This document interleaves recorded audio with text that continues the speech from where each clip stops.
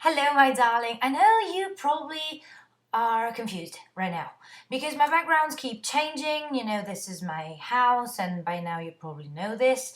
And I don't know if you're interested in this sort of information, but if you follow me on Facebook and/or Twitter, you might already know this. Right now, I'm traveling back and forth from London to my hometown.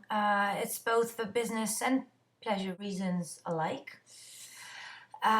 So bear up with me if, again, my background keeps changing. I'm back on the supernatural topic.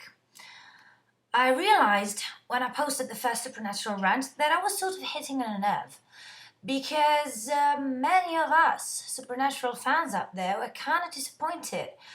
And I made a point of watching, I think, pretty much every video any vlogger in the world has filmed about that first episode of 6th season, and none of them were satisfied.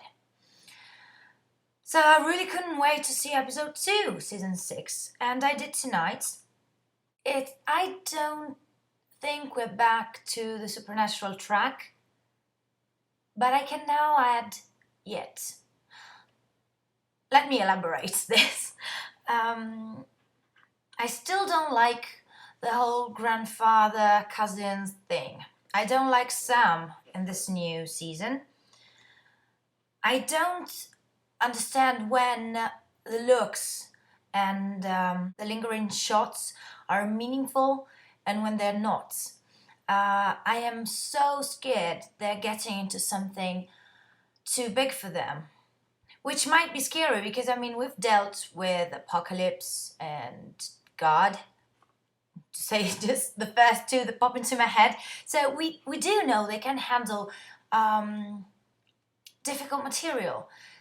But the question with this season is, do they know where they're going? Because they're going so slow. Another thing that I don't like is when something strange or surprising is about to happen or is happening, and you get all the characters to go, because I think if that something that's happening is surprising enough, you don't need all the characters to show surprise. I'll just feel surprised. You know what I mean? Now, if you have all of them just gasp, bewildered, I would probably make a point of not being surprised. Again, spoiler alert. One of the cousins, what was his name? Mark, the very chit-chatty one. Did he die? And if so, where's all the "we're family"? When Dean is in the basement with the baby, and then the king of shifters comes along and apparently kills Mark, and then Dean emerges from the cellar or wherever it is, and they're just chatting, and the body's gone. So is he dead? Is he not dead? Are they all shapeshifters? I don't know, something's wrong with that family, right? Is it just me? I think there's something wrong, especially with Dad. Oh, and I didn't like that phone call. It so reminded me of the Deep Throat episodes in X-Files, which, by the way, sank the whole series. Let's be serious. The Cases episodes were nice, and they defined a generation. The noughties in television were what they were just because of X-Files, probably. Some say in Buffy too, but I didn't like Buffy that much. I don't like huge plots that become so gigantic nobody can really handle them.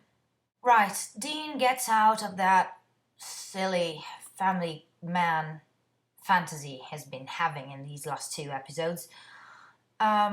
Lisa is a nice character. I like her. She's got balls. If any girl were ever to steal Dean's heart forever, that would probably be her. But I guess the writers realized there was no way Dean could live a hunter's life and a family man's life, so they chose an easy way out. Lisa telling him to go so that he didn't have to choose to go. Yeah, again, easy. Although I have to say, anything but another woman dead in flames on a ceiling, right? That would be sort of repetitive.